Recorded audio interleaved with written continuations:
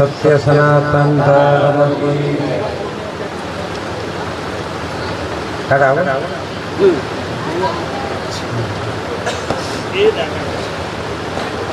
આજે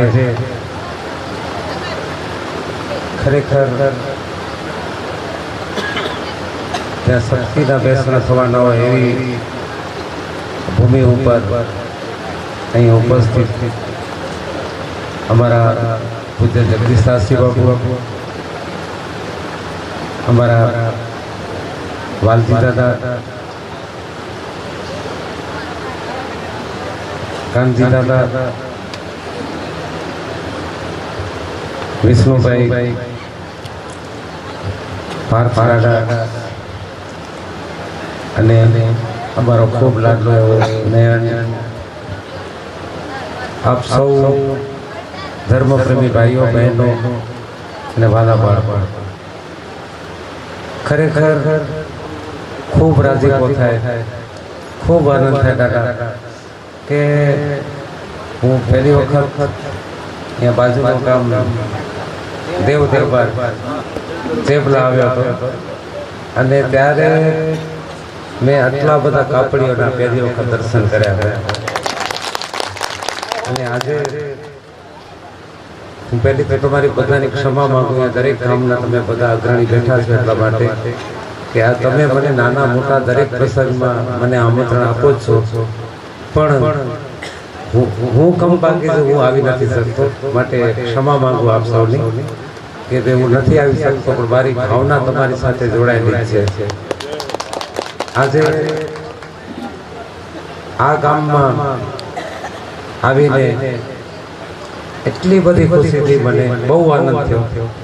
અને આનંદ એટલા માટે થયો કે મને ખબર નથી દાદા કે હું એ ફારીઓ બાંધીને જાવ, મને ખ્યાલ ના, પણ ખરેખર એ એક આપણી જે સંસ્કૃતિ છે, આપણી જે પરંપરા છે, એ આ પરંપરાને તમે જાળવીને બેઠા છો ને, માટે એક રાજસ્થાનના કવિ ચારણ કવિએ કાપડીઓ ઉપર બહુ સારું લખ્યું છે કે કાપડીઓ હિંગલાજરો અને હેમાળે હાડ ગળે, કાપડીઓ હિંગલાજરો અને ઈતા હેમાળે હાડ ગળે, ભવ ભવ ઈ આયરો ઈણ જોગી તો ભાગે, ઈણ જોગી તો ભાગે. એ જે આખી આપણી કાપડી તત્વ, કાપડી પરંપરા અને જે જન્મો જન્મ માનો છે, એ પછી મેરડી માનો હોય કે મોમાઈનો હોય કે રવિજીનો હોય કે આશાપુરાનો હોય, ગમે તેનો હોય, પણ એ ભવો ભાવ જન્મો જન્મ કાપડી છે ને, એ કાપડી જ હોય. અને એમ આ ચારણ કવિ બહુ સરસ દાડા લખ્યું છે કે કાપડીઓ હિંગલાજરો ને હેમાળે હાડ ગળે, કે જે પોતાના સ્વાર્થ માટે નહીં પણ બીજા માટે કદાચ પોતાના હાડકા કાઢી નાખવા પડે તો કાઢી નાખે ને, એવા એટલે કાપડી. અને એ કાપડીની આખી બધી સાનિધ્યમાં આજે મને અહીં આવવાનો મોકો મળે, બહુ રાજીપો વ્યક્ત કરું છું. સાથે સાથે ખરેખર બીજી મને બહુ વાત કરવાનો દાદા આનંદ એ થાય કે જે સ્વાવલંબન છે, જે માણસ છે પોતાના પગ પર ઊભો થવાની જે વાત છે, એ પણ મેં આ ગામમાં જોયું આવીને. મને બહુ રાજીપો થયો કે અહીંયાથી નર્મદાની કેનાલ ગઈ, અમે હજી વાટ જોઈએ છીએ, પણ તમે એ કેનાલ અને નહીતર જેટલા ગરાસિયા ગામ છે ને, એ ગરાસિયા ગામમાં પહેલા ગરાસિયા હતા એટલે અભિને ડેડા અને બોજ કરીને ડાયરા જ કરવાના હોય. પછી આ લોકશાહી આવી, લોકશાહીમાં ધીમે ધીમે એ બધા એવું કેમ સેટિંગ કરવું, એટલે ધીમે ધીમે એક ખેતર વેચ્યો, બીજો વેચ્યો, ત્રીજો વેચ્યો, એમ કરતા કરતા બધી જ જમીનો વેચી નાખી બધી. પણ ખરેખર આ રેલોચી ગામના કાપડીઓ છે ને, એ મને આમંત્રણ દેવા આવ્યા ત્યારે મેં એમને પૂછા કરી તો કે દાદા અમે કદાચ મુંબઈ ગયા હશે, અમે જુનાગઢ બાજુ ગયા હશે, કચ્છમાં પણ આવ્યા હશે, ગમે તેમ કરીને અમે અમારો રોટલો ઉભો કર્યો તો પણ અમારી જમીનને અમે નથી. બહુ આનંદ થયો.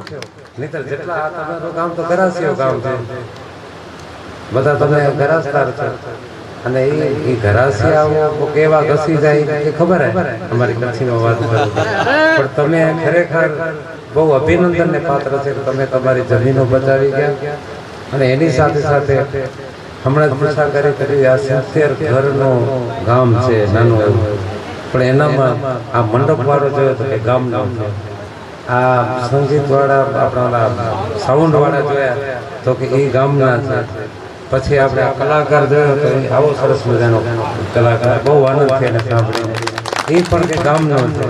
અને એના સિવાય બીજા પણ ઘણા બધા ધંધા રોજગાર આ ગામના છે. અને વિશેષ મને આનંદ એ થયો કે દાદા અત્યારે જે આપણી જે ભારતીય સંસ્કૃતિ છે ને, ભાતીગળ સંસ્કૃતિ, અને ભારતીય સંસ્કૃતિમાં આપણી અંદર છુપાયેલી ઉર્જાઓ, ઘણી બધી સંસ્કૃતિઓ લુપ્ત થતી જાય છે. અને એના માટે એક જે રેખાચિત્રની કલા છે, ચિત્રકલા અને એનામાં ખાસ રેખાચિત્રની કલા, છાયાચિત્રની કલા, કદાચ તમારા માટે નવા શબ્દો હશે, પણ આ ગામમાં એક એવો જબરો ચિત્રકાર છે, ઘણો બધો ચિત્રકાર કે મને એમ લાગો કે આ ઇન્ટરનેશનલ લેવલે એક દિવસ આ છોકરો નામ રાખશે, કંઈક એનું નામ મફાભાઈ કે કંઈક છે. પણ બહુ આનંદ થયો એના, હું ઘણા બધા ચિત્ર મેં જોયા, બહુ રાજી થયો. એટલે આ બધી આપણા ગામની વિશેષતા છે.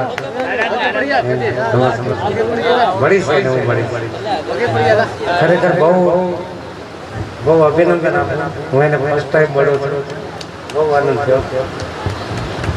આ બધી જે વિશેષતાઓ છે, આ વિશેષતાઓનું મૂળ કારણ હોય ને, સૌથી મોટું કારણ તો એ તમારી જે નવાઈ છે, તમારો જે વિસ્તાર છે. અને આ વિસ્તારમાં મેં પૂછ્યું તો કે દાદા અમારી એક જ ભાઈયાત રહે છે એમ કીધું. એટલે મને બહુ રાજીપો થયો. એમણે કદાચ એમની અટકના હિસાબથી એમ કે ભાઈ અમારી આ એક જ ભાઈયાત રહે છે એમ કીધું. પણ ખરેખર જે વિસ્તાર એક ભાઈ થઈને રહ્યા છે ને, હું આગળ ખરેખર ચાર લાગ્યા. આ તમારી એકાત્મ ભાવનાનું કારણ છે. આ તમારી જે એક જે સંગઠન શક્તિનું કારણ છે. આ તમારી ટ્રેડિશનલ જે સિસ્ટમ છે એનું કારણ છે. હું તો એમ કહું કે ભાઈ તમને અમુક જવાબદારીમાંથી મુક્ત થાવ, અમુક ઉંમરના થાવ, એટલે વળી પાછો આપણા પરિવારે તમે ન ભૂલતા ભાઈ, એવી વિનંતી કરું બહુ આનંદ છે. આપણી જે ટ્રેડિશનલ શંકરાચાર્યજી મહારાજને એક વખતે પ્રશ્ન પૂછવામાં આવ્યો કે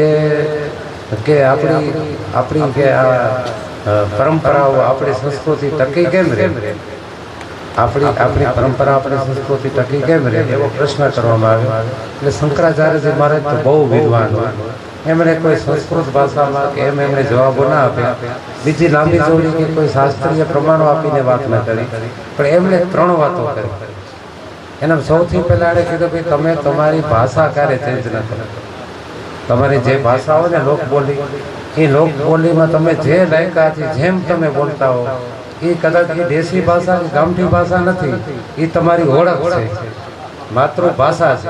અને માતૃભાષાનો ક્યારેય પણ અપમાન ન કરવું જોઈએ. તમે ગમે એટલો ભણો, તમે ગમે તે દેશમાં જાઓ, વિદેશમાં જાઓ, પણ ક્યારેય પણ તમારી માતૃભાષાને તમે ન ભૂલો. એમ શંકરાચાર્યજી મને આપણી ઉપર સર્ચ કરજો, તમે ગૂગલ ઉપર જીનામ ઉપર સર્ચ કરજો, તમને નવાઈ લાગશે સાહેબ. ઋગ્વેદની અંદર તમને જીનામનો ઉલ્લેખ જોવા મળે, તમને કાપડીના ઉલ્લેખો અનેક ગ્રંથમાં. એનો સંસ્કૃત જે શબ્દ છે, ગુજરાતીમાં કાપડી કહેવાય, પણ એનો સંસ્કૃત મેન એ મૂળ શબ્દ છે એ કાર્પટિક છે. તમે કાર્પટિક ઉપર તમે સર્ચ કરજો, તમને ખ્યાલ આવશે કે હું કેનો દીકરો છું. અને એના પછીની વાત કરું તો આપણા સંતો, અમારા કચ્છમાં સંતો થયા, તેમ તમારી બાજુ પણ આવી જાગીરો છે, દેવ દરબાર જેવી, એનામાં કેવા સિદ્ધો સંતો બધા થયા હશે. અને તેમાં પણ જ્યારે દાદા મેઘરણની વાત આવે, ત્યારે કદાચ સંતો ભેગા થાય, આખો માળાનો મડકો બનાવ્યો, પણ એનામાં જે મેરુ નામનો જે મોટો મડકો હોય ને, એવો દાડો મેઘ. અને એના સીધી રેખામાં આપણે બધા એની સાથે જોડાયેલા છે. એવા દાદા મેઘરણ, એવા અનેક સંતો. અને સાહેબ મને નવાઈ લાગે, યમ નિયમ ધ્યાન ધારણા પ્રત્યાર મીમાંસા, આપણી જે આખી યોગિક ક્રિયાઓમાં જે અષ્ટ અંગની અંગ જે બતાવ્યા યોગના, અને એનામાં અંતિમ તબક્કો છે ને, એ સમાધિનો છે. અંતિમ તબક્કો યોગમાં, અને તેમાં પણ જીવિત સમાધિ લેવી, એટલે જીવિત સમાધિ. આ દાદા મેકરણ ભેગા પ્રેમાબા, લીરબાઈ, અંથડ સુતાર એમ 12 જણા ભેગા, ટોટલ 42. અને આ પરંપરામાં દાદા મેકરણની સંકલ્પ સિદ્ધિ કેટલી મોટી વસ્તુ હતી. પ્રેમાબા તો ઠુકરાણા હતા, ગામધણી હતા. એ આખો દિવસ દાદા સાથે બેસતા ને કે કાલે હું મોટી યાત્રા જઈશ, ચિંતા સમાધિ લઈશ, તમારે માં લેવી છે? તો કે હા દાદા હાલે એમ કીધું. અને એમ કહેતાની સાથે ઓનામાં ઓટોમેટિક યોગિક ક્રિયાઓ પ્રગટ થઈ ગઈ, જીવતા સમાધિ લઈ લીધી છે. 1 નહીં 2 નહીં 42 જીવિત સમાધિઓ ત્યાં લેવાઈ જાય. આ પરંપરામાં ટોટલ આપણી કાપડી પરંપરામાં કચ્છ ને સિંધ ને કાઠિયાવાડની મને ખબર છે, આ વિસ્તારની ખબર નથી, પણ ટોટલ 147 જીવિત સમાધિનો લિસ્ટ તો મારી પાસે છે. એટલે આપણી આ જે પરંપરા છે આખી યોગ કેને કહેવાય, કસરતો નહીં, હકીકતમાં યોગની પરિભાષા શું છે એ આપણા સંતો પાસેથી આપણને શીખવાનું છે. કાપડી પરંપરા એ જે સનાતનની જે મૂળના જે સિદ્ધાંતો છે એના ઉપર હાલતી આપણી પરંપરા છે. આપણે આજના જમાના પ્રમાણે અનેક પ્રકારના આપણે વિકાસો કરીએ, આપણે આપણા સમાજમાં વધુ દીકરાઓને ભણાવીએ, દીકરીઓને ભણાવીએ, અને એ બધું કરતાની સાથે સાથે હું ફરીથી કહું કે આપણી જે ટ્રેડિશનલ સિસ્ટમ છે, આપણા જે સંસ્કારો છે, આપણી પરંપરાઓ છે એ આપણે ક્યારેય પણ ન ભૂલી. એ ખાસ હું વિનંતી સાથે મેકરદાદાની વાણી બધી કચ્છીમાં છે એટલે તમે ન સમજાય એટલે એવું નથી બોલતો, પણ છતાં આપણે એમણે એમ કીધું આ તમે આજે કામ કરે છે ને બહુ ભલાઈનું કામ કરે છે, ને એના માટે કીધું કે ભલો કહેતા તો ભલો થયો મેકરદાદાએ, અને ભોછો કહેતા તો થીંદો ભોછો, અહીં મળે ભોજવતા મૂકે કોલાતા ભોછો. કે તમે સારા કામ કરશો તો ભગવાન તમારું સારું કરશે, તમે ખરાબ કામ કરશો તો ભગવાન તમારું ખરાબ કરશે. આ સાવ સામાન્ય સિદ્ધાંત છે. એનામાં તમે મને શું કરો હેરાન કરો છો, ધૂણા ઉપર બેઠો છું. આમ દાદાએ ખાધે પણ ખારાય ના કે ખાયા તે બાર દાડો મેકડ છે મેવે પૂઠ્યા કે નવે દિવસકાર. આપ નહીં સમજો, પણ એમણે એમ કીધું કે જે બેઠા બેઠા ખાલી જમ્યા જ કરો બીજાનો બારકો, કે આ ભાઈ મને ચાય પીરાવે તો બોજ આવે. ક્યારેક કોને ચાયનો કોપ પણ હોટલ ઉપર કે ઘરે ન પીવડાવે, આવો જે બીજાને ખવડાવે છે ને એની નોંધ લેવાય છે. બાકી જે ખવડાવતો નથી, બીજાનો પારકો ખાઈ જાય છે ને એની કોઈ નોંધ નથી, એના પાછળ તો રોવાય તૈયાર નથી. એમ મેકરદાદાની વાણી ઘણી બધી ઉત્તમ વાણી છે.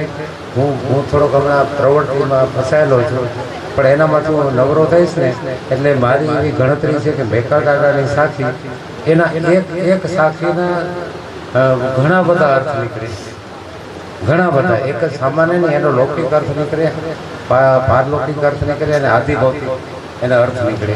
એટલે આવી ઉમદા પ્રકારની મેકરદાદાની વાણી છે, અને એ વાણી કચ્છીમાં છે. એટલે હું એનો કચ્છીમાંથી આપણી ગુજરાતી, હિન્દી અને અંગ્રેજીમાં કરીને હું ઓનલાઈન મૂકીશ, અને ત્યારે તમે બધા થોડોક નવરો થવે. અને દાદા મેકરણ એના પાછળના અનેક સંતો, અને એનાથી પણ વિશેષ વાત કરું તો દાદા મેકરણને તો 350 વર્ષ થયા, પણ કચ્છના જે ઇતિહાસમાં જે મેં સંશોધનો કર્યા છે એનામાં તો કચ્છમાં ખાલી જે કાપડીઓ આપણે અહીંયાથી લાવ્યા હતા દેવી રાજા, અને દેવી રાજાને 2000 વર્ષ થયા. કેટલા? 2000 વર્ષ પહેલા કચ્છમાં દેવી રાજા નામના કાપડી આવ્યા પ્રથમ વખત, અને એના બાદ અનેક સંતો થઈ ગયા. એનામાં તમને નવાઈ લાગશે કે વીરા રાજા નામના એક સંત થઈ ગયા, આપણે મેકરદાદાથી ઘણા આગળ 700-800 વર્ષ પહેલા. એવા જે તેજમાલજી રાજા થઈ ગયા, એની ઘણી બધી વાતો હું નહીં કરું, પણ એવા સિદ્ધ મહાપુરુષો થયા. એક કાપડી દાડા એવા થયા કે આપણા કચ્છની જ વાત છે કે હું પણ ગામમાં ગયો તો એમાં લખેલું હતું ભાઈ કાપડી રાજાની સમાધિ.